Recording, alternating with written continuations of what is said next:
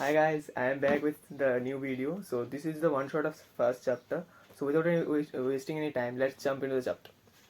So I will take the transition from English to Hindi because many of them are not comfortable with English. I think everybody is comfortable with Hindi. So let's jump. So पहले तो तुम NCERT ले लो. First book is NCERT. So you need to go through NCERT. So I am going to study you from NCERT. That's the NCERT book. So first है variation in psychological attributes. तो भैया variation क्या होता है? अब variation बोले तो कुछ वेरिएशन मतलब हम लोग एक दूसरे से कुछ डिफर तो करते हैं ना. मतलब मैं और तुम शायद सेम नहीं होंगे. हम किसी ना किसी एस्पेक्ट से तो डिफर करेंगे ही. लाइक किसी का नाक लंबा होता है, किसी का मोटा होता है. तो मेरा तो बहुत ज़्यादा मोटा है. सो छोड़ो यार. तो ऐसे भी हम डिफर करते हैं. और जो इस डिफरेंस को जो बोलते हैं ना, जो फिजिकली डिफरेंस को बोलते हैं, इसको बोलते हैं फिजिकल डिफरेंस, फिजिकल वेरिएशंस. अब क्योंकि हमारा सब्जेक्ट साइकोलॉजी है बेटा, तो हम साइकोलॉजी के बारे में ही पढ़ेंगे. तो साइकोलॉजी में डिफरेंस होता है कि एक आदमी कैसे सोचता है, एक आदमी कैसे सोचता है, कैसे वो अपने इमोशंस को एक्सप्रेस करता है, कैसे उसका कैरेक्टरिस्टिक होता है. So that will be the variations. जो पहला टॉपिक है इस चैप्टर में तो है इंडिविजुअल डिफरेंसेस. तो इंडिविजुअल डिफरेंसेस क्या है? मतलब इंडिविजुअल डिफरेंसेस अगर टेक्स्ट बुक में देखें तो यहाँ पर लिखा है individual differences are the variations that the people shows in the behaviour and characteristic.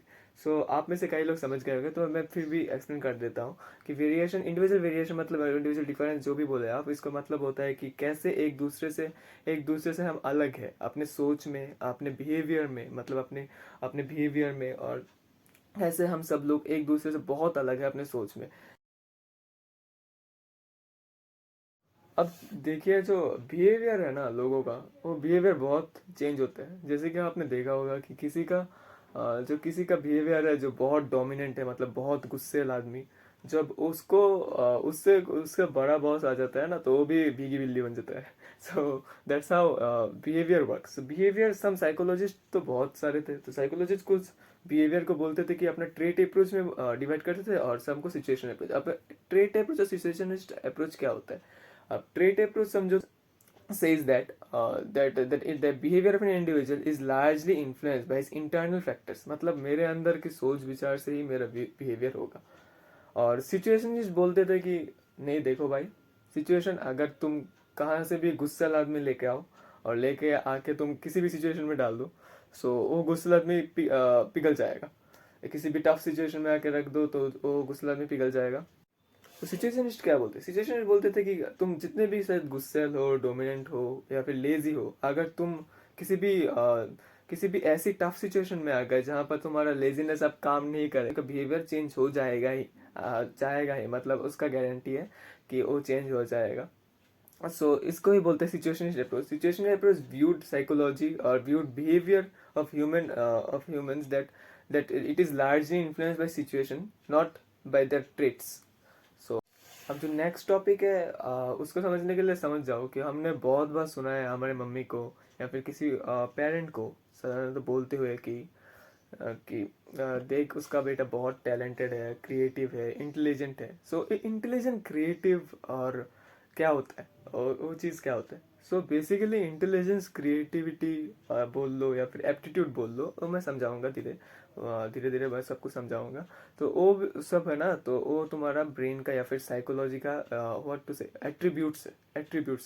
So attributes क्या है? सो एट्रीब्यूट्स इज बेसिकली, समझ जाओ कि एट्रीब्यूट्स तुम्हारे ब्रेन का फंक्शंस है, या फिर तुम्हारा मन का फंक्शंस है, या फिर मन का फंक्शनल यूनिट्स है. This are known as attributes.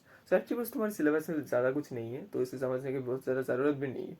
अब देखो, अब हम इंटेलिजेंस को बोलो या फिर क्रिएटिविटी को हम कैसे मेजर करेंगे कि वो बंदा बहुत ज़्यादा इंटेलिजेंस है, ये तो बंदा बिल्कुल इंटेलिजेंट नहीं है, तो डल है, ये तो एवरेज है. तो हम कैसे जज करते हैं? बेसिकली हम, हमारी मम्मी तो एक्सपर्ट है बेटा. हमारी मम्मी तो ऐसे ही जज कर देती है, किसका नंबर ज़्यादा है तो इंटेलिजेंट है, जिसका नंबर कम है वो इंटेलिजेंट नहीं है. बट ऐसे नहीं होता. साइकोलॉजी में बोलता है एक टर्म है असेसमेंट. नाउ असेसमेंट क्या है?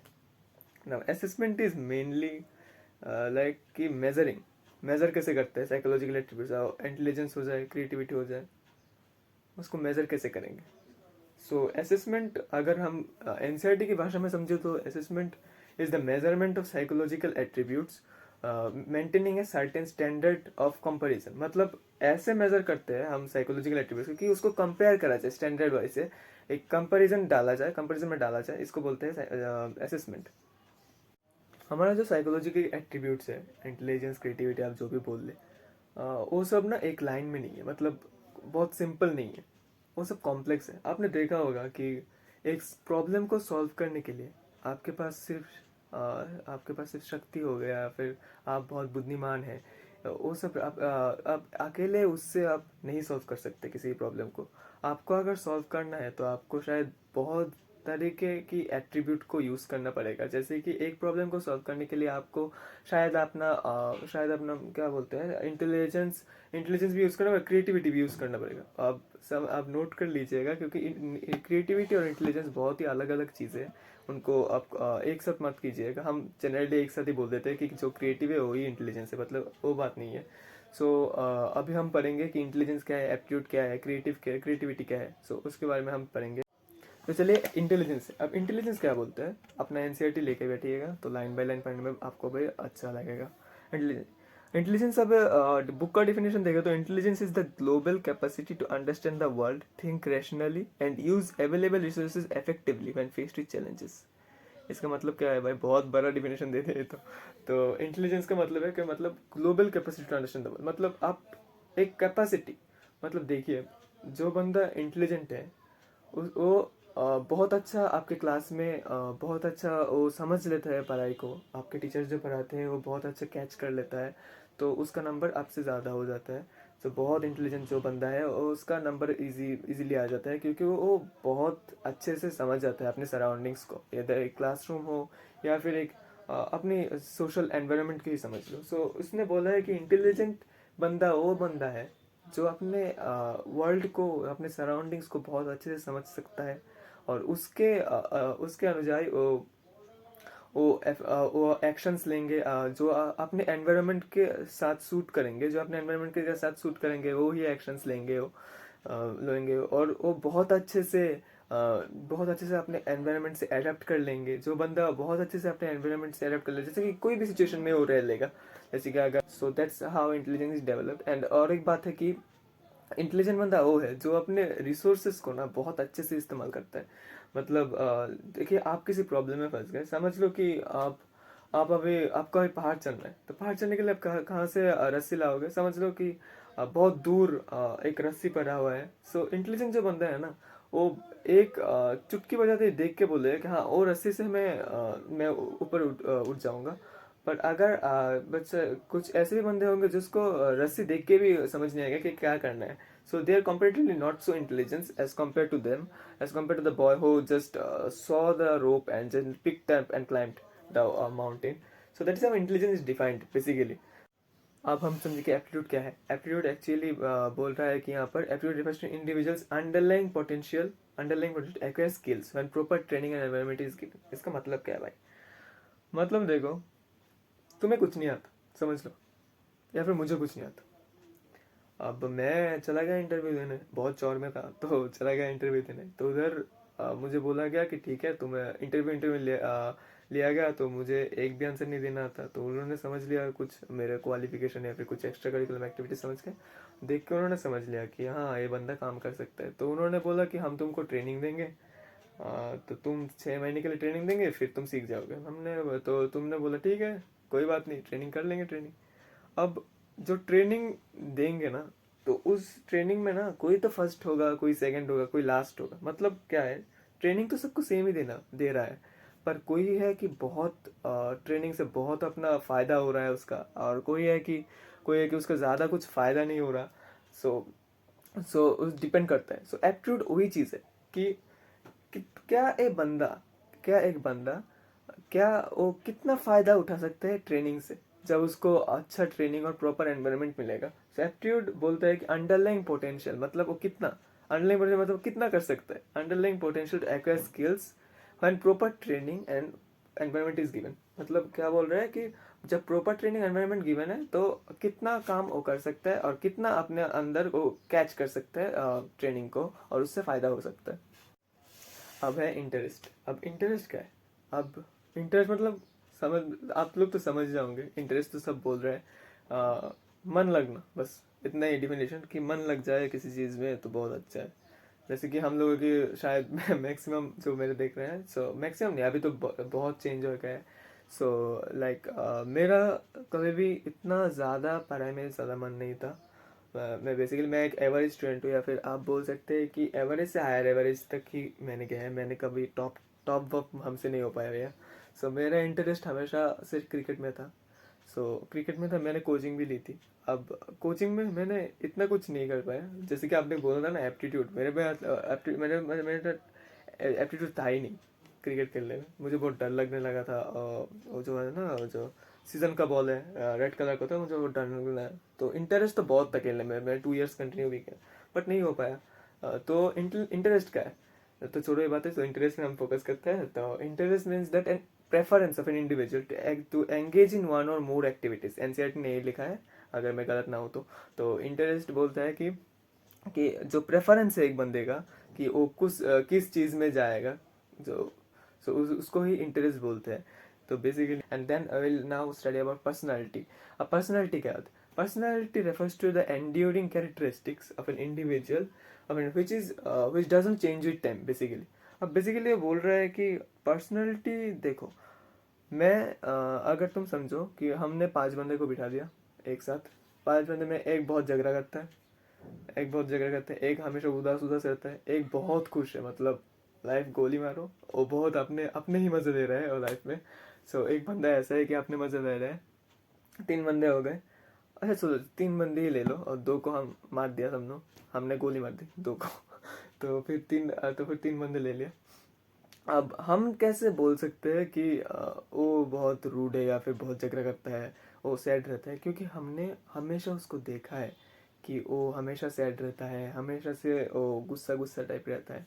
सो बेसिकली पर्सनालिटी, सो इस एग्जांपल से मैं समझाना चाह रहा हूँ कि पर्सनालिटी बेसिकली है कि वो कैरेक्टरिस्टिक्स या फिर वो चीज़ें अपने बिहेव, जो एक इंसान के बिहेवियर को, मतलब जो इंसान के बिहेवियर जो चेंज नहीं होते टाइम के साथ। मतलब वो अगर गुस्सैल है तो बहुत दिनों से गुस्सैल रहेगा।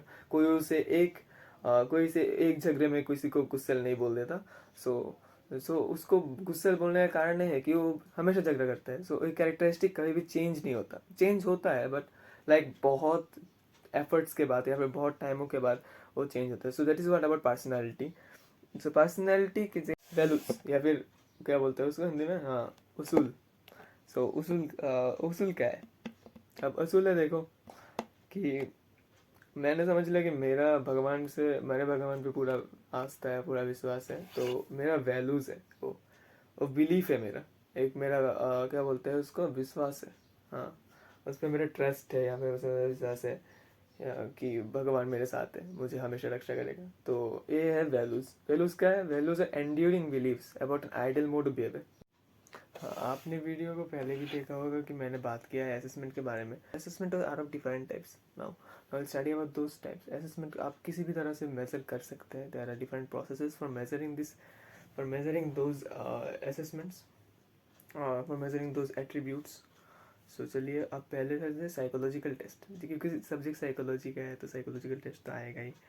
साइकोलॉजिकल टेस्ट क्या होता है? पता, साइकोलॉजिकल टेस्ट एक्चुअली वो टेस्ट है जिससे हम बहुत सारी की चीज़ें जान सकते हैं, जैसे कि इंटेलिजेंस, एक बंदे का इंटेलिजेंस कितना है, उसका एप्टीट्यूड कितना है, या फिर आप बोल लीजिए कि उसका एप्टीट्यूड इंटेलिजेंस कितना है। और भी बहुत सारी चीज़ें हैं जिससे हम जान सकते हैं, बट अभी के लिए जो एनसीईआरटी में लिखा है साइकोलॉजिकल टेस्ट, इसने बोला है psychological test is objective standardised and psychological test is an objective standardised test designed for measuring attributes, psychological attributes. इसका मतलब क्या है? जो एक ऑब्जेक्टिव स्टैंडर्डाइज का मतलब क्या है, पहले तो ये समझ लेते हैं। ऑब्जेक्टिव स्टैंडर्डाइज का मतलब है कि एक स्टैंडर्ड टेस्ट, मतलब एक क्लियरली डिफाइंड, एक व्हाट टू से, एक क्लियरली डिफाइंड लिमिट है या फिर एक क्लियरली डिफाइंड फील्ड है इसको कंपेयर करने के लिए। सो इससे साइकोलॉजिकल टेस्ट का जो स्टैंडर्डाइज क्यों बोला जाता है, और एक भी रीज़न है, because psychological test can not be perform by us. हम किसी भी आदमी पर हम यूज़ नहीं कर सकते साइकोलॉजिकल टेस्ट। साइकोलॉजिकल टेस्ट हम नहीं कर सकते। साइकोलॉजिकल टेस्ट जो लोग क्लिनिकल साइकोलॉजिस्ट है या फिर साइकियाट्रिस्ट है वो लोग कर सकते हैं, मतलब कि प्रोफेशनल कर सकते हैं। यही साइकोलॉजिकल टेस्ट से हम बहुत सारे तरीके से साइकोलॉजिकल टेस्ट के माध्यम से हम जान सकते हैं about the intelligence, about the attributes etcetera. अब जो नेक्स्ट टॉपिक है वो इंटरव्यू ना। Interview is something that is common to all of us. First of all interview हमने सबने सुना है, कहीं ना कहीं बार तो बिल्कुल सुना है, किसी को आपके मम्मी पापा ने या फिर फैमिली में कोई ना कोई तो एक बार ना एक बार तो इंटरव्यू दिया होगा। सो इंटरव्यू क्या है, तो इंटरव्यू एक ऐसा फॉर्मेट है या फिर एक ऐसा सिस्टम है जिसमें 1-to-1 बेसिस पे इंफॉर्मेशन लिया जाता है, इंफॉर्मेशन को प्रोसेस किया जाता है। जैसे कि समझ लिए कि जॉब इंटरव्यू है एग्जांपल। जॉब में क्या होता है, जो एम्प्लॉयर है जो नौकरी देगा वो ऐड डालता है या फिर कुछ भी डाल देता है वो ऐड, छोड़ो इसको। तो फिर हम लोग अप्लाई करते हैं जब, तो वो हमको इंटरव्यू के लिए बुलाते हैं। Interview is actually nothing but seeking information from 1-to-1, from individual in 1-to-1 basis. मतलब इसका मतलब क्या है, जो 1-to-1 बेसिस का मतलब है कि वो मतलब कॉन्वर्सेशन बिटवीन वन में, तो जैसे एम्प्लॉयर एंड द एम्प्लॉई जो कि अप्लाई करने आया है उसके साथ जो कॉन्वर्सेशन है 1-to-1 बेसिस में होगा, तो इसको बोलते हैं इंटरव्यू। अब हम पढ़ेंगे केस स्टडी। अब केस स्टडी क्या है, ओ मेरे बाल ये हमेशा ऐसे ही रहते, छोड़ो उसको। हाँ, अब हम समझेंगे केस स्टडी को। तो केस स्टडी बेसिकली हम सब लोग जानते हैं कि केस स्टडी क्या है। आई होप दैट अगर नहीं जानते तो मैं हूँ ना मैंने भाई, तो सुन लो। मतलब है कि हम अगर किसी चीज़ को बहुत अच्छे से जानना चाहते हैं, मतलब उसकी इन डेप्थ स्टडी करना चाहते हैं, मतलब बहुत डेप्थ में सब कुछ जान जान के जब स्टडी करना चाहते हैं, तो इसे हम बोलते हैं कि केस स्टडी। स्टडी में देखिए क्या है, case study is an in depth study of individual in terms of her और his psychological attributes, psychological history in the context of her or his psychosocial and physical environment। इसका मतलब है कि देखिए केस स्टडी बोल रहे हैं कि in depth study of the individual, मतलब मैं तो बोला ही डेप्थ से बहुत स्टडी कर रहा है। इन टर्म्स ऑफ हर और हिज साइकोलॉजिकल एट्रीब्यूट्स, मतलब उसके साइकोलॉजिकल एट्रीब्यूट्स को देखेंगे, जैसे कि इसका इंटेलिजेंस होगा, उसका बिहेवियर होगा, वो सब कुछ। और साइकोलॉजिकल हिस्ट्री भी देखेगा कि साइकोलॉजिकल मतलब हिस्ट्री में कुछ उसका जो साइकोलॉजिकली मतलब कुछ बीमार तो नहीं था, या फिर साइकोलॉजिकली वो कैसा है, स्टेबल है कि अनस्टेबल है, कुछ डिफिशियंसी है, तो ये सब कुछ देखेगा।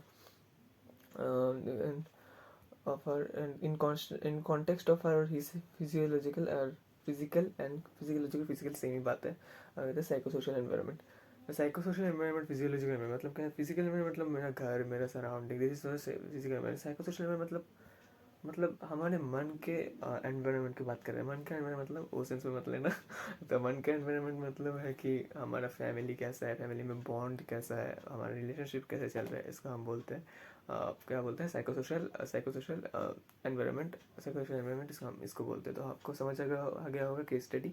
अब चलते हैं ऑब्जर्वेशन पे। अब ऑब्जर्वेशन क्या है, इसमें बोला है observation involves employing systematic organised and objective procedures to record behavioural phenomena occurring naturally in real time। मतलब क्या ऑब्जर्वेशन, तो किसी को देखना या फिर किसी को बारीकी से परखना, उसको हम ऑब्जर्वेशन कहते हैं। सो ऑब्जर्वेशन का मतलब है कि हम किसी बंदे को देख रहे हैं या फिर किसी बंदी को देख रहे हैं, जो लड़के है तो बंदी ले लेना, लड़की हो तो बंदा ले लेना। तो किसी को देख रहे हैं तो उसके कैरेक्टरिस्टिक हम अपने देखने से जज करते हैं, या फिर उसकी कैरेक्टरिस्टिक हम इसके एक्शन से जज करते हैं, उसको हम ऑब्जर्वेशन कहते हैं। तो ऑब्जर्वेशन एक्चुअली हम किसी भी तरह के ऑब्जर्वेशन कर सकते हैं in practical life, but in psychological perspective one you need to find someone's characteristics and find someone behaviour, we need to observe that person. And observation actually जब साइकोलॉजिस्ट करते हैं ना, तो ऑब्जर्वेशन करने के लिए वो बहुत ही मतलब क्या बोल सकते हैं, ऑब्जर्वेशन के टाइम साइकोलॉजिस्ट के पास ना कोई कंट्रोल नहीं लेता कि सिचुएशन को कैसे कंट्रोल किया जाए, या फिर कैसे इंडिविजुअल के साथ मिलके उसका टेस्ट का रिजल्ट बाहर निकल सकते हैं। बट ऐसा कुछ नहीं होता ऑब्जर्वेशन में एक्चुअली ऑब्जर्वर क्या है, जो ऑब्जर्व करता है, साइकोलॉजिस्ट एक्चुअली ऑब्जर्व करता है कि कैसे इंडिविजुअल बिहेव कर रहा है इन रियल टाइम और एनवायरनमेंट अराउंड हिज एनवायरनमेंट, कि कितना फ्रीली बिहेव कर रहा है, क्या कर रहा है, वो कहीं अकेला जाके कोने में बैठा है या फिर किसी के साथ डिस्कस कर रहा है, सबके साथ खुल मिल रहा है, तो वो सब हम ऑब्जर्वेशन कहते हैं। अभी जो मेन पार्ट है चैप्टर का वो इधर से शुरू होगा। लाइक इंटेलिजेंस ही चैप्टर का somewhat about 80% even compromise that 80% तो मतलब जाएगा ही इस चैप्टर में। इंटेलिजेंस मतलब इंटेलिजेंस के सिवा ना सब कुछ 1-2 लाइन में डिफाइंड है यार। इंटेलिजेंस बहुत सारा आपका टाइम खाएगा, तो इंटेलिजेंस को आप शॉर्ट में समझ सकते हैं। जैसे कि मतलब बहुत सारे साइकोलॉजिस्ट ने अपने तरह से इंटेलिजेंस को डिफाइन किया था। तो इंटेलिजेंस को बहुत सारे साइकोलॉजिस्ट ने डिफाइन करने के बाद जो मतलब जो मेन साइंटिस्ट है, जो बोल सकते हो कि बड़े साइंटिस्ट है, उनमें से पहला तो है Alfred Binet, is obviously the greatest, जिन्होंने पहले ही साइकोलॉजी के इंटेलिजेंस के बारे में जो बहुत ही फॉर्मल आइडिया दिया था, बट उस समय के दौरान बहुत ही अच्छा आइडिया था।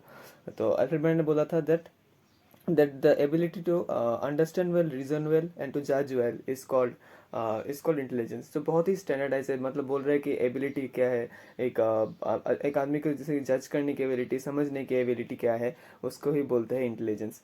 Moving on to the next is that Wechsler, एक साइकोलॉजिस्ट था, उसने बोला था कि दैट दैट इसने इंटेलिजेंस को डिफाइन किया था। उसने बोला था कि the global and aggregate capacity of an individual to act purposefully and to deal effectively with his or her environment।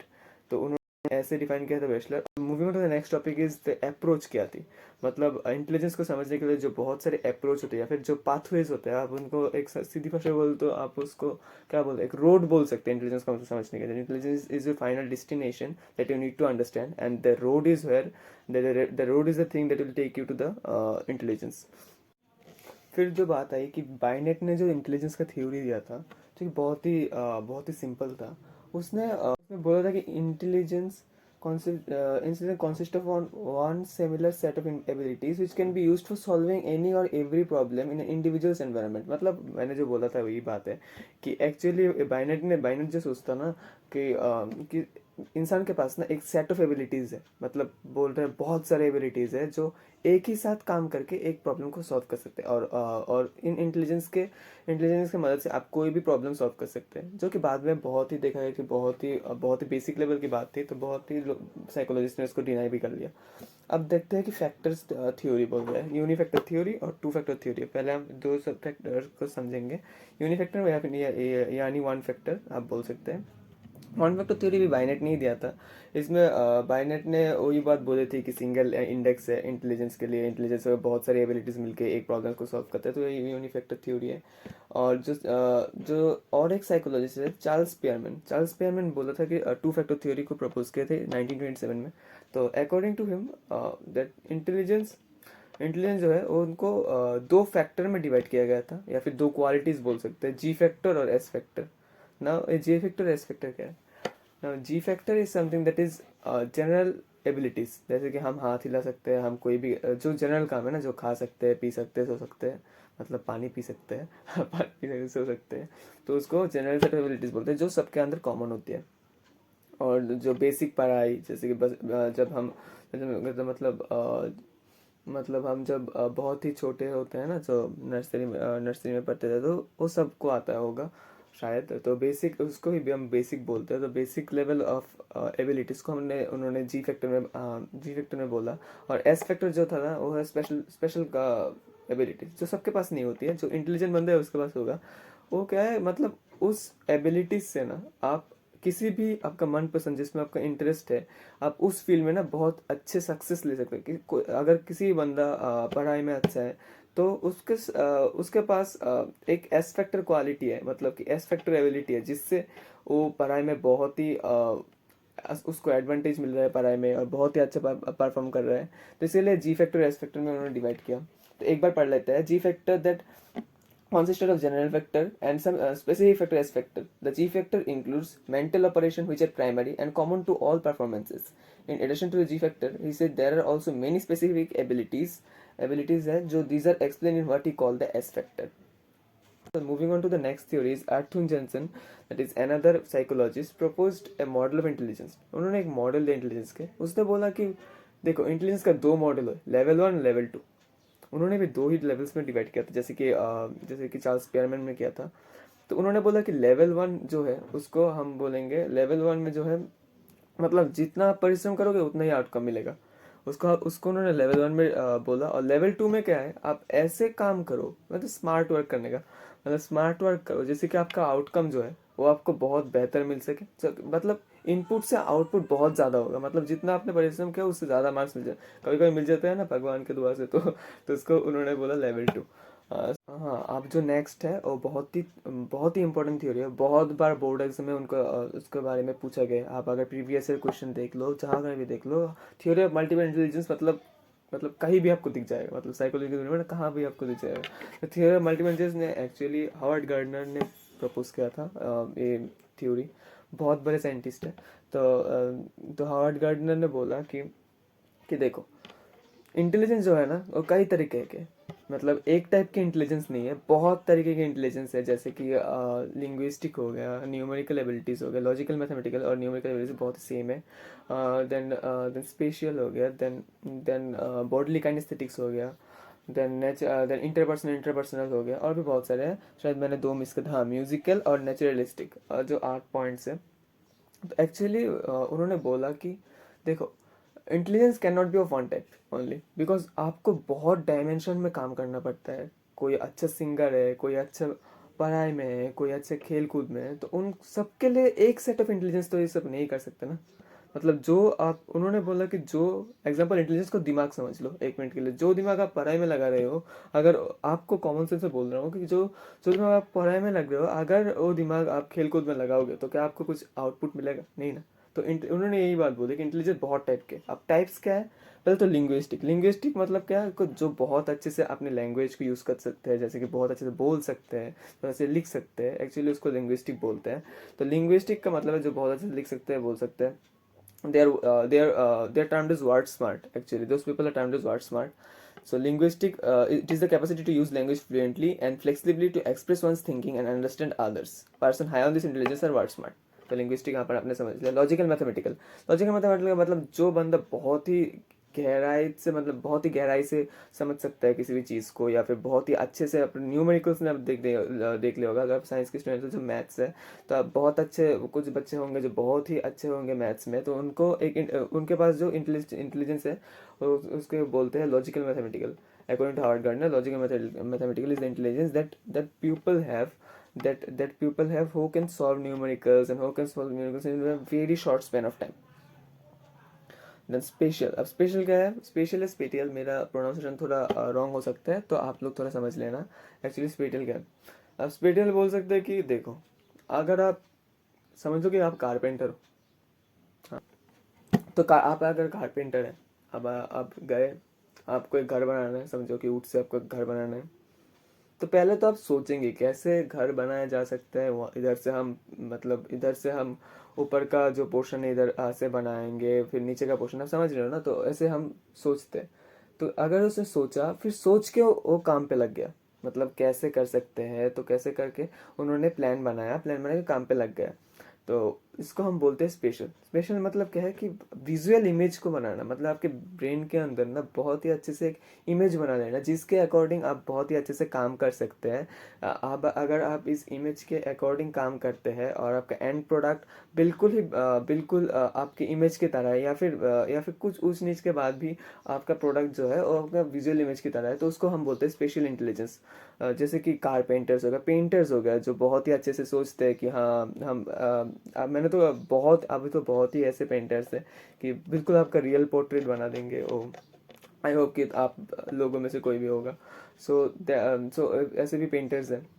So actually all they use is special. Then moving on to next is, बहुत देर हो गई, musical मतलब जो अच्छे से music, मतलब music section में जो बहुत ही अच्छा है, जैसे ये गाने को ट्यून को बनाने में, म्यूजिक को बनाने में, कंपोज करने से, को हम बोलते हैं म्यूजिक इंटेलिजेंस।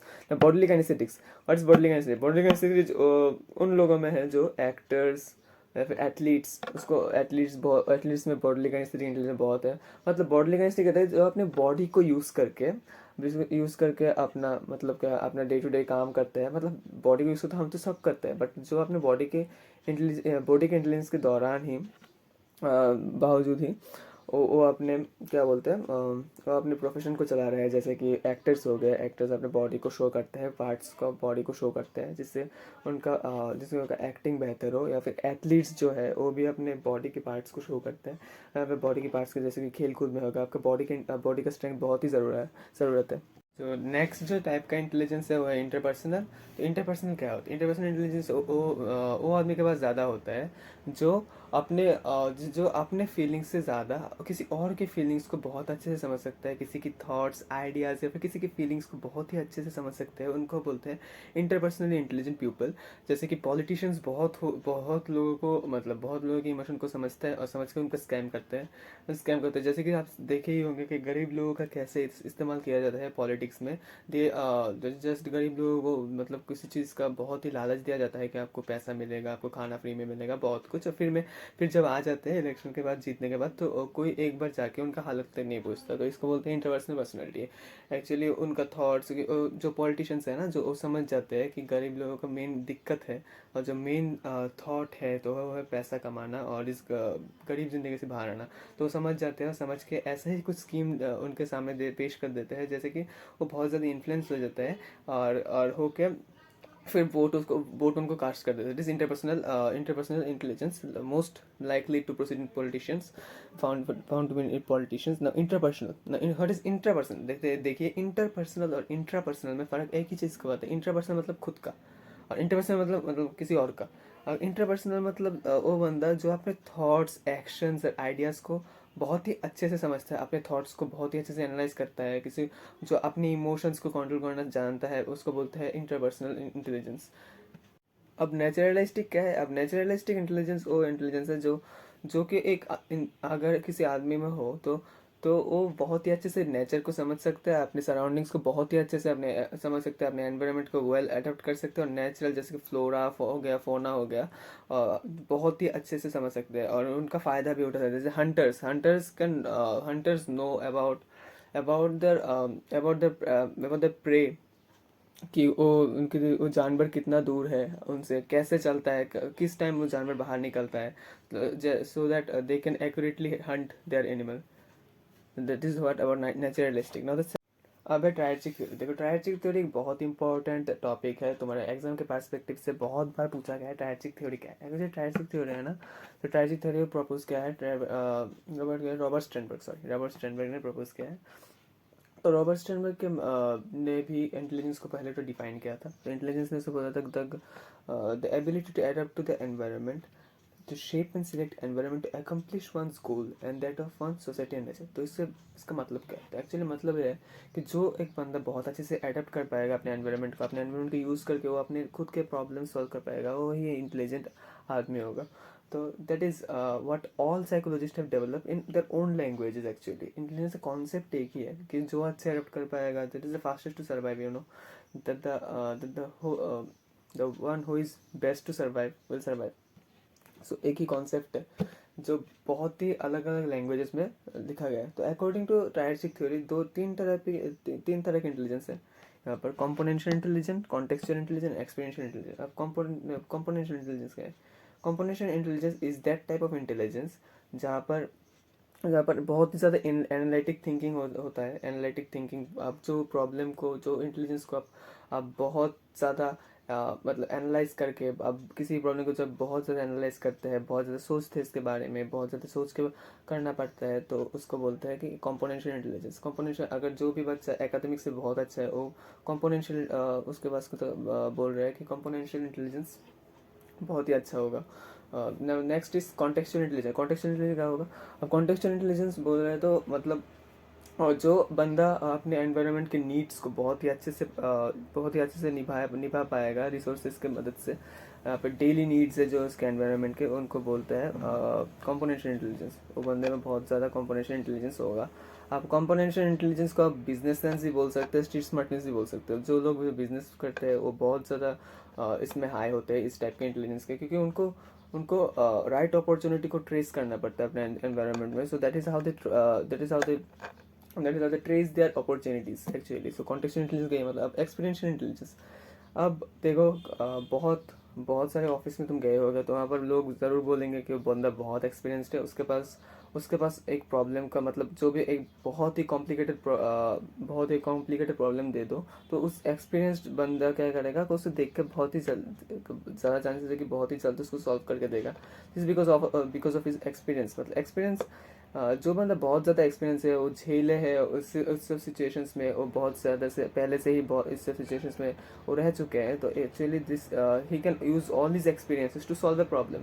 तो सेम थिंग एक्सपीरियंशियल इंटेलिजेंस में भी बोला है. Experiential intelligence, creative intelligence is involve using past experiences creatively to solve novel problems. That is what the same thing. That is what about triadic theory of intelligence. And now moving on to the next part is planning, attention, arousal and simultaneous successive model. That is PASS model. अब पास model जो है वो 3 psychologist ने मिलके propose कर. एक है JP दास, then Jack Nilgiri, then इस किर्बी. तीनों ने बोला था कि ब्रेन का जो फंक्शन है, ब्रेन का जो फंक्शन है, जो 3 इंटरडिपेंडेंट न्यूरोलॉजिकल सिस्टम्स है, जैसे कि एरोजल, अटेंशन हो गया पहला, सक्सेसिव सिमुलटेनियस प्रोसेसिंग हो गया, प्लानिंग हो गया. वो 3 कंपोनेंट है. उन्होंने बोला कि देखो एरोजल और अटेंशन. पहले तो एरोजल क्या है? Aerogel is something like motivation. आप बोलो कि मोटिवेशन है, एरोजल है. अब एरोजल क्या है? अब देखो एरोजल है ना, अगर समझो कि आपका परीक्षा 15 दिन बाद है, 15 दिन बाद है, तो आपको बहुत चिल, आप बहुत मतलब लाइट मोड में होंगे. क्या ठीक है 15 दिन बाद है. अगर समझो कल आपका परीक्षा, तो आप आज सारा रात बैठ के शायद पढ़ के आपका एग्ज़ाम देना चाहेंगे. So that is what aerogel. Aerogel आपको मजबूर करता है किसी भी काम को करने के लिए या फिर नहीं भी करने के लिए. अगर एरोजल बहुत ही लो है आपके अंदर, तो आप शायद काम को बहुत टाल देंगे, आप बहुत टालते रहेंगे काम को. और जब आपका एरोजल आपका बहुत अच्छे लेवल पे होगा तो आप बहुत अच्छे से फोकस कर पाएंगे अपने अपने पढ़ाई पे या फिर अपने क्या बोलते हैं उसे डेली लाइफ प्रॉब्लम्स में. तो एरोजल इंटेंशन क्या है? एनसीईआरटी से पढ़ लेते हैं. State of arousal is basic to any behaviour as it helps us in attending to stimuli. हाँ, एरोजल स्टिमुली को अटेंड करने में बहुत हेल्प करता है. मतलब किसी भी इंफॉर्मेशन जो आपके इंपॉर्टेंट है, अगर आप में एक्यूरेट लेवल ऑफ एरोजल रहेगा, आपको आपको पता है कि वो इन्फॉर्मेशन मुझे सुनना है या फिर वो इन्फॉर्मेशन आपको कैच करना पड़ेगा, तो आपके अंदर एक एक्यूरेट लेवल ऑफ एरोजल रहेगा, जिससे आप उस स्टिमुली को अच्छे से अटेंड कर पाएगा. Stimuli is what is stimuli? Now stimuli is something like क्या बोलते हैं, जिस information, stimuli something like information, जिस इन्फॉर्मेशन को आपको परसीव करना पड़ेगा या फिर जो एक्शन को आप परसीव करना पड़ेगा, उसको स्टिमुली कहते हैं. Now, arousal and attention enable a person to process information. अब arousal और attention तब समझ जाएंगे. Attention enables a person to process information. And optimal level of arousal focuses our attention to a relevant aspect of problem. मतलब एक moderate level of arousal चाहिए. Too high मतलब बहुत aroused है बंदा, मतलब बहुत कुछ कर लेगा, बहुत कुछ, मतलब end में बहुत ही confused हो जाता है और कुछ नहीं focus होता है. So what about arousal and attention? Arousal forces you to focus your attention reading, learning and revising the context of the chapters. Yes, that is what I have to tell. Now processing. अब processing का मतलब कैसे आप information को store करते हैं. That processing is of in 2 pathway, that is successive and simultaneous. अब simultaneous processing है. सिमुलटेनियस प्रोसेस जैसे कि साइंस के बच्चे समझ लो, या फिर आर्ट्स के भी बहुत सारे, जियोग्राफी के कुछ ऐसे कॉन्सेप्ट्स हैं जो अगर आप बहुत सारे कॉन्सेप्ट को सीख रहे हैं स्टेप वाइज अगर आप बहुत सारे कॉन्सेप्ट को सीख रहे हैं, then you have to remember all those concept. You have to link one concept to another. जैसे कि एक कॉन्सेप्ट आपने सीख लिया, तो उसको और एक के साथ आपने लिंक कर दिया कि एक कॉन्सेप्ट, हाँ मुझे ये कॉन्सेप्ट पता है, तो इसके साथ लिंक करके मैंने एक और कॉन्सेप्ट पढ़ लिया जो रिलेटेड है एक दूसरे से. समझो कि एक कॉन्सेप्ट से एक कॉन्सेप्ट बहुत ज़्यादा रिलेटेड है, तो मैंने समझ लिया कि हाँ एक कॉन्सेप्ट मुझे अगर याद आएगा तो उसके साथ वो भी कॉन्सेप्ट याद आ जाएगा. तो एक लिंक बना के पढ़ने में जो सिचुएशन जो आपको बोलता है ना, जो लिंक बनाते हैं टॉपिक्स के अंदर या फिर कॉन्टेंट्स के अंदर, लिंक बने में सीखने में, इसको बोलते हैं सिमुलटेनियस प्रोसेसिंग. आप ना सक्सेसिव प्रोसेसिंग क्या है? Successive processing is something like जब आपने टेबल सीखा होगा मैथ्स में, जब आप छोटे थे 1 2 0 2, then that's what about tables. अब टेबल बैठने टेबल बोलने बैठ जाऊंगा तो बहुत देर हो जाएगी. तो टेबल सीखा होगा, अपने अल्फ़ाबेट सीखे होंगे. सो that is serial by learning. That is a के बाद बी आएगा, बी के बाद सी आएगा, तो ए अगर मुझे याद है तो मुझे ऑटोमेटिकली बी भी याद आ जाएगा. That is serial by learning or serial by processing of information is known as successive progression or successive processing. Helps you in grasping the meaning and relationship between the given. Successive processing takes place when you remember all the information serially, so that the recall of one leads to the recall of another. That is what I have said. And now planning. अब planning क्या है? Planning तो आपको ज़्यादा कुछ समझने की ज़रूरत नहीं. प्लानिंग मतलब कैसे आप उस चीज़ को करेंगे, कैसे आप प्रोसेस करेंगे अपने अंदर इन्फॉर्मेशन को, ही प्रोसेसिंग है. प्लानिंग है, सॉरी प्रोसेसिंग क्या बोल रहा हूँ, प्लानिंग है. हाँ, अब क्या है? हाँ, कॉग्निटिव एसिड कैस. ओके. अगर कॉग्निटिव असेसमेंट सिस्टम एक बेसिकली एक टेस्ट है जो जेपी दास नेगलेरी ने बनाया है, जो जिसको कॉग्निटिव असेसमेंट सिस्टम कहते हैं। एक वार्वेल है और नॉन वार्वेल टेस्ट है। वार्वेल क्या है? वार्वेल में जब आपको रिटर्न में कुछ लिखना पड़ता है, लिख के आपको टेस्ट देना पड़ता है, या फिर बोल के टेस्ट देना पड़ता है, कुछ आपको आंसर देना पड़ता है, उसको वार्वेल कहते हैं। जो कि सिर्फ लिटरेट पर्सन के जो पढ़ाई में जो मतलब क्या एडुकेटेड पर्सन के लिए ठीक है।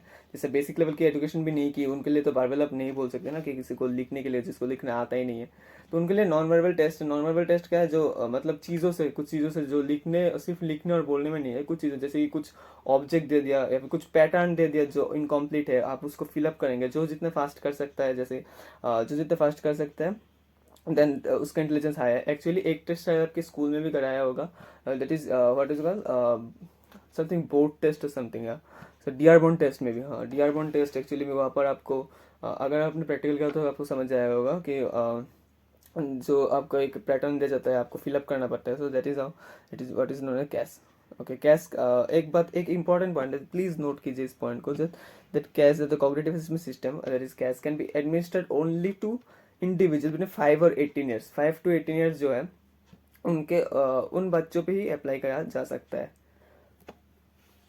अब बहुत सारे साइकोलॉजिस्ट है, तो कोई बिलीव करता है कि इंटेलिजेंस नेचर के ऊपर बिलीव कर मतलब नेचर के ऊपर डिपेंड करता है, और कोई बिलीव करता है नर्चर के ऊपर। अब नेचर है, नर्चर क्या होता है? नेचर मतलब कि देखो हेरिडिटी हो गया उसका, मतलब जन्म से कैसा है उसको हम नेचर बोलते हैं साइकोलॉजी में। सब केस में नहीं, बट कोई कोई केस में हम नेचर को बोलते हैं कि जन्म से कैसा है, the nature of an individual. अरे उसका नेचर ही खराब है, तो मतलब आप समझ गए हो ना, तो ऐसे ही हम रिफर करते हैं साइकोलॉजी में नेचर को।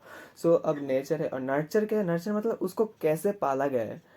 मतलब नर्चर के मतलब वर्ड दैट आपने सुना होगा कि नर्सरी में जब आपको आपका प्लांट को मतलब नर्चर किया जाता है तो बहुत जल्दी बड़ा होता है as compare to us. So that is how nature. Nurture, अब नेचर बोलते हैं, नेचर के एविडेंस है कि आइडेंटिकल ट्विंस के एग्जांपल को लिया गया है यहाँ पे NCERT. Identical twins is rear together, मतलब जिनको बहुत मतलब एक घर में ही पाला पाला पोसा गया है, उसका बहुत ज़्यादा रिलेट करते हैं intelligence, that is 0.90, and that is rear far apart is 0.75। मतलब जो बहुत दूर दूर से पाला गया है उनको, तो उनका 0.75 हो गया। या फिर कुछ एडॉप्टेड चिल्ड्रंस जो है उनका 0.25 हो गया, जो अपने इंटेलिजेंस का लेवल है वो रिजेंबल करते हैं अपने पेरेंट्स के।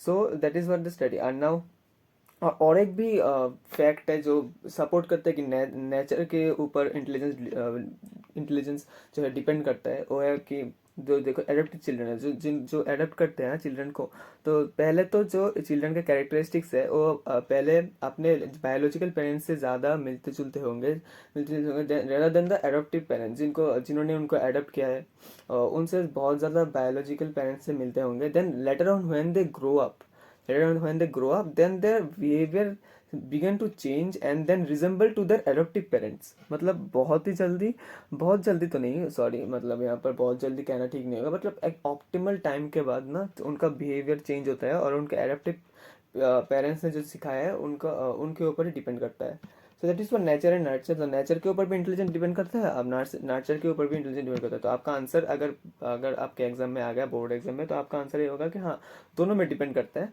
और कुछ फैक्ट्स दे देना कि नेचर के ऊपर कैसे डिपेंड करता है, तो दो फैक्ट दे देना। एक तो ट्विंस वाला मैंने बोला चला था कि ट्विंस जो एक साथ रहते हैं उनका इंटेलिजेंस बहुत ज़्यादा एक दूसरे से रिजेंबल करते हैं और सेम ही होते हैं अपने बायोलॉजिकल पेरेंट्स से। जो थोड़े दूर भी पाला गया है इसको एक जगह पे, उसको एक जगह पे, तो उनका भी इंटेलिजेंस सेम ही रहेगा, बहुत ज़्यादा मतलब बहुत ज़्यादा डिफर नहीं करेगा। और अगर नर्चर में और नेचर में जो आपका एडॉप्टेड चिल्ड्रन का हो गया, तो वो भी दे देना। और नर्चर में आप एग्जांपल दे देना कि नर्चर में देखिए कि अगर एक किसी एडॉप्टेड चिल्ड्रन को आप किसी अनाथ आश्रम से लेके आओगे, तो उनका आईक्यू लेवल जो है वो बहुत लो रहता है रेस्पेक्टिवली। तो बहुत लो आईक्यू रहता है। तो अगर उनको एक अच्छा एनवायरनमेंट मिल गया, अच्छा फैमिली मिल जाता है, जब उनको एक अच्छा फैमिली मिल जाता है तो उनका बूस्ट हो जाता है IQ. That is also written NCERT, that is उनका उनका आईक्यू बहुत ज़्यादा बूस्ट हो जाता है, और उनका इंटेलिजेंस आईक्यू मतलब का इंटेलिजेंस का रेशियो बहुत ज़्यादा बूस्ट हो जाता है। सो आप नर्चर के फेवर में ये पॉइंट लिख देना, और लिख के बोल देना कि हाँ, दोनों पे ही इक्वली डिपेंड करता है, बस इतना ही है। अब देखो मेंटल एज क्या है। मेंटल एज बोले तो आपको सबको पता है, सबको एक मतलब बेसिक अंडरस्टैंड होगा कि किस एज ग्रुप के बच्चे कैसे बिहेव करते हैं। जैसे कि 1 to 5 ईयर्स के बच्चे एक ग्रुप में बिहेव करेंगे, 16 to 18 से लेके एक और एक ग्रुप होगा बिहेवियर का। तो मेंटल एज क्या है? बोलता है कि अगर एक बच्चे का एक बच्चे का जो एज है, जो उसका मेंटल एज है, उनसे डिफाइन किया जाता है कि वो किस किस ग्रुप के बच्चों के साथ, किस ग्रुप के बच्चों के जैसा वो बिहेव करता है, या फिर किस ग्रुप के बच्चे जो के जैसा उसका इंटेलिजेंट है। अगर उसका इंटेलिजेंस, जैसे कि उसका समझ लो कि मेरा इंटेलिजेंस, मेरा अभी यार 18, सो मैंने अभी मेरा टेस्ट किया गया मुझे, और मुझे पता चला कि मेरा मेंटल एज है 14, मतलब मैं 14 साल के बच्चों के जैसा बात करता हूँ, या फिर 14 साल के बच्चों के जैसे बिहेव करता हूँ। तो एक्चुअली मेरा मेंटल एज हो जाएगा 14 साल, 14। एंड नाउ कॉन्वेंट फिजिकल एज मतलब कि तुम्हारे जन्म से जो एज है, जो इन बर्थ सर्टिफिकेट, अगर किसको पता नहीं होगा तो बर्थ सर्टिफिकेट चेक कर लेना, तो उनके पास तो इसका क्रोनोलॉजिकल एज है, वो बोलता है। और इंटेलिजेंट क्वेश्चन का, intelligent question is the ratio between M A and C A, that is I Q equals to M A by C A into 100, that is I Q. So I Q ने किसने किसने propose किया था, तो किसने दिया था, William stern, एक जर्मन साइकोलॉजिस्ट था जिसको इंटेलिजेंट क्वेश्चन का कॉन्सेप्ट दिया था। ओके, अब जो है ना, तो इंटेलिजेंस का एक ग्राफ बनाएगा, आईक्यू स्कोर का, आईक्यू स्कोर का एक ग्राफ बनाएगा, और उसमें देखा गया कि मैक्सिमम लोगों के इंटेलिजेंस का जो लेवल है, और फिर आईक्यू का जो लेवल है वो 100 के पास आ रहा है। मतलब मैक्सिमम आपको 99.5 के परसेंट के जो लोग हैं ना, मतलब 99.5%, 99% जो लोग हैं वो 100 में ही आएंगे, तो 100 में ही आएंगे। और बाकी कुछ लोगों को देखा गया कि 70 के ऊपर है, कुछ लोगों का 70 के नीचे। तो उसका मतलब क्या है, आईक्यू जिन लोगों का 100 है, जिन लोगों का 100 है, तो उन लोगों का आईक्यू जो है वो एवरेज है। और 130, 110, 120, 130 वो जो उनका है एबोव आईक्यू है, फिर इंटेलिजेंट बहुत है। और अगर किसी का इंटेलिजेंस मतलब 90, 80 से भी कम है, तो उसका इंटेलिजेंस थोड़ा कम है। और 70 से कम है, तो मतलब उसका इंटेलेक्चुअली डिसेबल्ड है। इंटेलेक्चुअली डिसेबल्ड मतलब क्या है, उसका इंटेलिजेंस इतना नहीं है, शायद अपना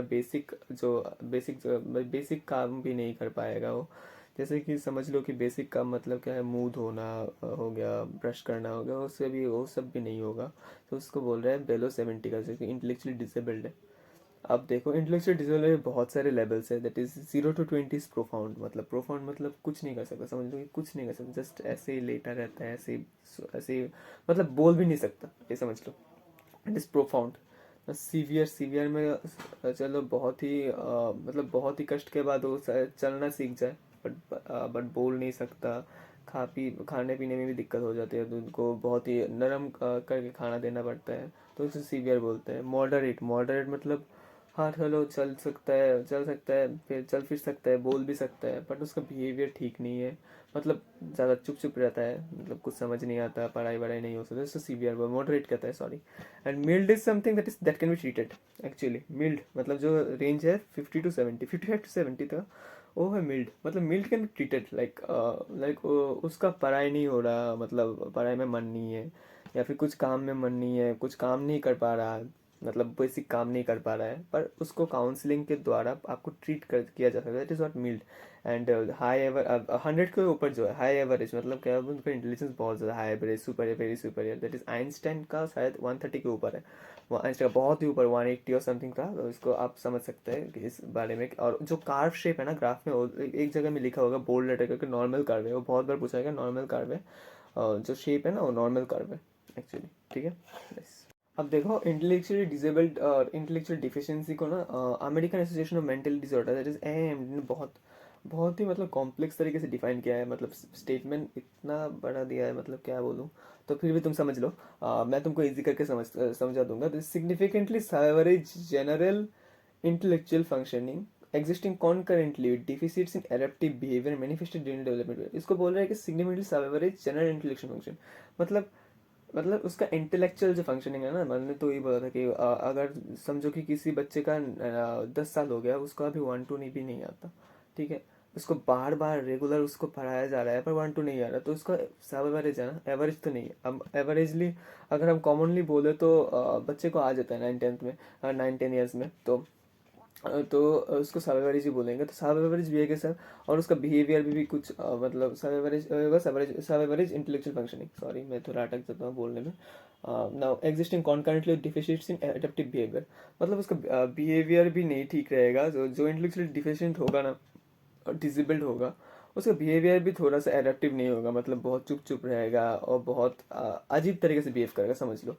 और उस ये जो है ना, जो डिफिशियंसी है, वो अगर आपको ना आपको अगर आपके बच्चे में कुछ भी डिफिशियंसी देखे, तो आपको सब, आप अगर मतलब सबसे पहले तो आपको वो बहुत जल्दी आपको पकड़ना पड़ेगा कि उसका डिफिशियंसी है, दैट इज 0 to 18 ईयर्स के बीच में, डेवलपमेंट पीरियड के अंदर अगर आपने पकड़ लिया तो फिर भी चांस है कि इसको ट्रीट किया जा सकता है, मतलब most of the cases that can not be treated actually. Mild से अगर नीचे चला गया तो बहुत कम ही चांस है कि उसको ट्रीट किया जा सकता है, बट अगर मिल्ड में होगा तो 0 to 18 ईयर्स से अगर आपने समझ लिया कि आपके बच्चे में थोड़ा प्रॉब्लम है तो प्लीज़ आप एक साइकोलॉजिस्ट को ज़रूर विजिट कीजिएगा।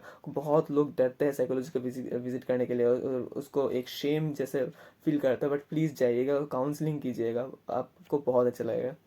अब देखो, जो बहुत कम इंटेलिजेंस हो जाते हैं, जो बहुत कम इंटेलिजेंस से मतलब डिपेंड करते हैं, उनके बारे में तो हमने बहुत ज़्यादा डिस्कस कर लिया। आप चलो गिफ्टेडनेस या फिर बहुत जो हाई इंटेलिजेंस वाले हैं उनके बारे में भी डिस्कस कर लेते हैं। गिफ्टेडनेस का मतलब क्या है, जिसके गिफ्टेडनेस यहाँ पर एनसीईआरटी ने लिखा है is exceptional general ability shown in superior performance in wide variety. मतलब गिफ्टेडनेस का मतलब है, हम बोलते हैं ना कि कोई भी बच्चा गॉड गिफ्टेड है, क्यों क्यों बोलते हैं, अगर हम उसको बहुत तरीके से परखते हैं और परखने के बाद हम देखते हैं कि नहीं हो तो सब फील्ड्स में ही बहुत अच्छा कर रहा है, जैसे कि पढ़ाई में भी अच्छा है, गाने में भी अच्छा है, डांस में भी अच्छा है, चलो खेल कूद में भी बहुत अच्छा है, तो सब सब फील्ड्स में वो बहुत ही अच्छा स्कोर कर रहा है, बहुत ही अच्छा मतलब खेल रहा है, कूद रहा है, बहुत अच्छा सब कुछ कर रहा है, तो उसको हम गिफ्टेडनेस बोलते हैं कि अपने वाइड वैरायटी ऑफ फील्ड्स में वो बहुत अच्छा परफॉर्मेंस दे रहा है, that is what is God gifted.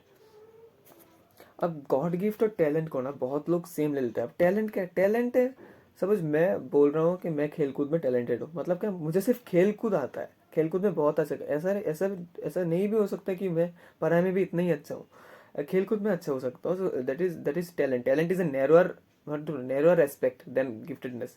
Talent is narrower term and refers to remarkable ability in specific field, और उसका है बहुत ही wide range of fields giftedness का। सो अब हो गया आपको समझ आएगा टैलेंटेड और गिफ्टेड। अब साइकोलॉजिकल सॉरी इंटेलिजेंस टेस्ट में भी बहुत सारे पार्ट्स होते हैं, जैसे कि इंटेलिजेंस टेस्ट को आप दो तरीके से डिवाइड कर सकते हैं।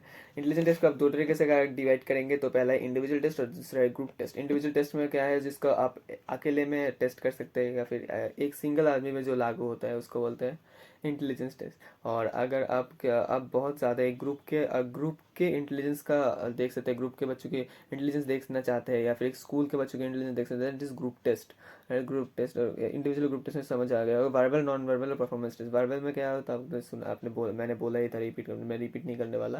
वर्बल में है कि चलो एक बार कर ही देते हैं, तो वर्बल में रिटर्न भी हो जाता है या फिर रिटर्नली भी लेता है आउटकम्स, रिटर्न आ जाता है या फिर आपको बोलना पड़ता है, आंसर देना पड़ता है, तो वो सिर्फ लिटरेट पर्सन के ऊपर ही लागू हो जाएंगे, और इलिटरेट जो है वो नहीं देंगे। नॉन वर्बल को आप समझ ही आ गया, तो इलिटरेट पर्सन को भी हो सकता है, that is applicable, and literate person पे भी एप्लीकेबल है, उसको नॉन वर्बल टेस्ट कहते हैं। और performance test is such as कि आपके परफॉर्मेंस के ऊपर इंटेलिजेंस को प्रेडिक्ट किया जाएगा, दैट इज का आपको एक पैटर्न दे गया और एक पैटर्न से एक ब्लॉक हमने हटा लिया और आपको ब्लॉक देना है विद इन लिमिटेड टाइम, तो आपने कितने टाइम में कंप्लीट किया उसका परफॉर्मेंस टेस्ट है। तो that is how your performance indicates your intelligence, कि आपने कितने कम समय में ब्लॉक खोज निकाला।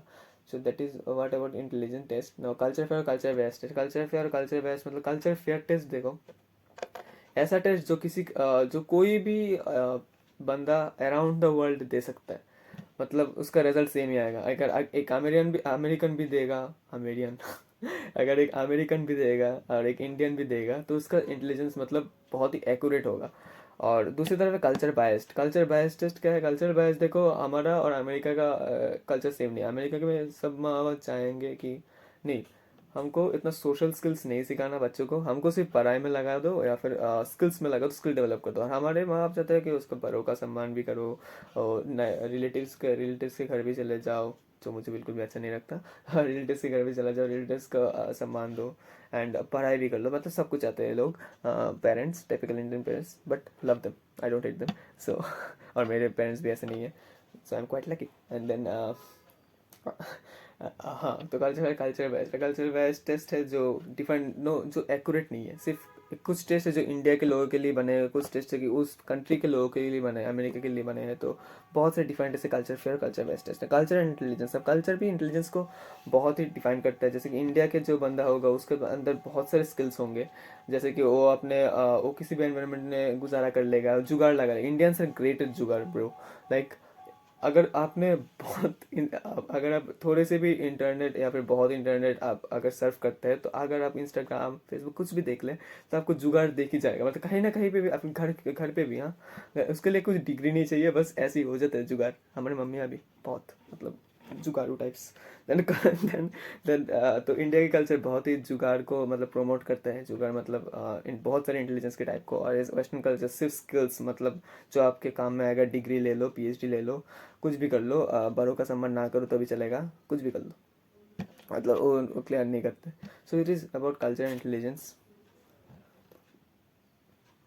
हाँ, अब कल्चर एक चीज़ देखो, कल्चर बहुत बहुत ही ज़्यादा हेल्पफुल है, क्योंकि कल्चर जो है ना, वो पहले तो तुमको कल्चर जो आपके एलिमेंट्री ऑपरेशन जैसे क्राइंग हो गया आपका, जो आप रोते हैं, खाना पीना, वो आप मतलब बायोलॉजिकली सीख के आते हैं। समझो कि आप सीख के आ गए कुछ आप सीख के आ गए। और जो बात का जो है ना बिहेवियर कैसा होगा आपका, वो पूरा कल्चर के ऊपर डिपेंड करता है। That is what culture comes into plain intelligence. अब जो वेस्टर्न इंटेलिजेंस है, उनको टेक्नोलॉजिकल इंटेलिजेंस भी कहा जाता है, जहाँ पर सिर्फ इंटेलिजेंस टेक्नोलॉजिकली मतलब टेक्नोलॉजी के ऊपर ही है, कि जैसे कि आप कैसे कंप्यूटर को चलाओगे, कंप्यूटर सिखाना बच्चों को होगा, या फिर प्रोग्रामिंग सिखाना, कोडिंग सिखाना, वो सब वेस्टर्न कल्चर है जो इंडिया में अभी अभी आ रहा है। दैट इज़ गुड, बट हमें अपने अपने इंडियन का ट्रेडिशन का कल्चर भी नहीं भूलना चाहिए। So that is what technological culture is all about, technological intelligence all about. That is learning about the machine, skills of attention, observation, analysis, performance, speed and achievement orientation. जो behaviour है उसका technological intelligence कहता है। अब Indian क्या है, integral intelligence. मैंने बोला ना इंटीग्रल, मतलब बहुत सारा एक साथ, बहुत सारा एक साथ तुमको सब सिखा देंगे इंडिया के लोग।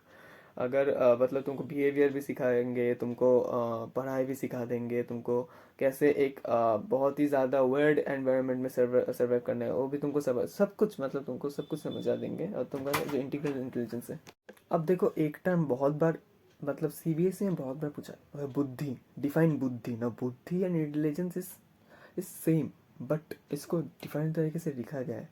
इंडिया में बुद्धि को बोलते हैं, मतलब बुद्धि is the knowledge of one's own own self based on conscious will and desire. मतलब क्या है, अपने बारे में जो नॉलेज है उसको बुद्धि कहते हैं। तुमको सेम सेम डिफिनेशन लिखना है, मतलब अगर सेम लिखोगे तुमको 1 मार्क में 1 मार्क मिल जाएगा। अगर बुद्धि का डिफिनेशन में अगर कुछ भी उल्टा सीधा लिखोगे ना, तो हाफ मार्क्स काट देंगे।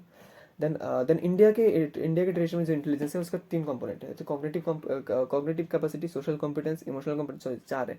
Social emotional competence and entrepreneurial competence. आप कॉग्निटिव कॉम्पिटेंसिटी के बारे में सोचते हैं, sensitivity to context, understanding, discrimination, problem solving. Cognitive capacity मतलब है वो अपना, मतलब क्या अपना बुक्स पढ़ना समझ लो, या फिर न्यूमेरिकल सॉल्व करना, और डिस्क्रिमिनेट कैसे करते हैं, एक का सब्जेक्ट एक सब्जेक्ट डिस्क्रिमिनेट करना। मतलब कॉग्निटिव क्या है, मतलब वो पढ़ाई से रिलेटेड जो इंटेलिजेंस है ना, उसको कॉग्निटिव कैपेसिटी कहते हैं। सोशल कॉम्पिटेंस, सोशल कॉम्पिटेंस मतलब तो रेस्पेक्ट फॉर ऑर्डर, सोसाइटी में कैसे जीना है, commitment to elders, young and the needy, concern about other, recognise other perspective, इसको बोलते हैं सोशल कॉम्पिटेंस। और इमोशनल कॉम्पिटेंस मतलब कैसे अपने खुद के इमोशंस को हम मॉनिटर कर सकते, self monitoring emotions. That is, मैं अगर समझो कि तुम जेलस हो रहे हो, हाँ मैं एक टिप देता हूँ। अगर तुम किसी भी बंदे से जेलस हो ना, जेलस इज कॉमन ना। अगर आप किसी बंदे से जेलस हो ना, तो अपने आप को जरूर पूछ लें क्यों मैं जेलस हूँ। जरूर पूछ लेना खुद को, क्या है रीज़न कि मैं उस बंदे से जेलस। आपका अंदर से अगर कुछ आवाज़ आया ना कि तू उस बंदे के बराबर नहीं है, तो इसलिए तू जेलस है, तो समझ लेना कि तुमको वर्क हार्ड करना पड़ेगा, हार्ड वर्क करना पड़ेगा, जिससे तुम उस बंदे से ऊपर जाओ। इसलिए तुमको उससे जेलस हो रहा है। अपने आप से ज़रूर पूछ लेना, jealous is not a good thing. Now now entrepreneur competence, commitment, मतलब एंटरप्रेन्योर में जो आपको एंटरप्रेन्योरशिप या फिर जो बहुत आजकल चल रहा है, मतलब बिजनेस बनाने का, उसको commitment, persistent, patience, hard work. मतलब वो परसिस्टेंस क्या है, मतलब टिके रहना, परसिस्टेंस टिके रहना, मतलब मुश्किल सिचुएशन में टिके रहना चाहिए। जब आपको बहुत लॉस होगा बिजनेस पे, तो आपको टिके रहना है, आपको हार नहीं मानना। पेशेंस, मतलब पेशेंस तो आप समझ ही जाएंगे। Hard work, vigilance and goal directed behaviour. That is what about integral intelligence. And emotional intelligence तो आपने समझी। इमोशनल इंटेलिजेंस क्या बोलते हैं, सेट ऑफ एबिलिटीज और skills that underlie accurate appraisal, जो underlie accurate appraisal of expression, regulation emotion, मतलब जो अच्छे से रेगुलेट कर सकते हैं इमोशंस को, या फिर इसको बोलते हैं emotional intelligence. What is aptitude? Aptitude refers to special abilities or the underlying potential of an individual to profit from schooling or profit from training बोल सकते हैं कि एक बंदा को अगर आप अच्छे ट्रेनिंग देंगे, अच्छा एनवायरनमेंट रखेंगे तो क्या वो कैसा परफॉर्म करेगा, उसको ही बोलते हैं एप्टीट्यूड। जो लास्ट टॉपिक है चैप्टर के वो है क्रिएटिविटी। अब क्रिएटिविटी क्या है? अब क्रिएटिविटी क्या है, मतलब जो समझो इंटेलिजेंस और क्रिएटिविटी सेम नहीं। इंटेलिजेंट है जो अच्छे से मतलब एक प्रॉब्लम को एक ही तरीके से सॉल्व कर देगा, मतलब सेम होगा तरीका से सॉल्व करने का। शायद 95 समझो 100 बंदों को ले लिया, अगर 100 इंटेलिजेंस बंदों का ले लिया तो 95 मुझे ऐसे ही लोग मिल जाएंगे जो सेम तरीके से प्रॉब्लम को सॉल्व कर रहे हैं। 5 बंदे मुझे ऐसे मिल जाएंगे जो 5 डिफरेंट वे से सॉल्व कर रहे हैं प्रॉब्लम, एक प्रॉब्लम को। And that is what is creativity. Now, creativity is something that enables you to think of the things differently या फिर uniquely. So हम creativity बोलते हैं। So that is all about the chapter. So अच्छे से पढ़ना, थोड़ा एक बार एनसीईआरटी जरूर देख लेना। मैं स्क्रीनशॉट लगा दूंगा पीछे, कोई बात नहीं, तो स्क्रीनशॉट आप नोट करते रहिएगा स्क्रीनशॉट को। और मुझे लगता है कि इससे ज़्यादा आपको कुछ नहीं आएगा। तो फिर भी क्रिएटिविटी में एक साइंटिस्ट है, sorry scientist psychologist Terman in 1920s found that person with high IQ and not S creative. जैसे बोल रहा है कि टर्मन जो है एक साइकोलॉजिस्ट है, उसने देखा था कि हाई IQ वाले भी बंदे ना कि हमेशा क्रिएटिव नहीं होता। तो मैंने जो एग्जांपल दिया था उसमें मैंने समझाया था उसको डिफाइन किया था टारमन।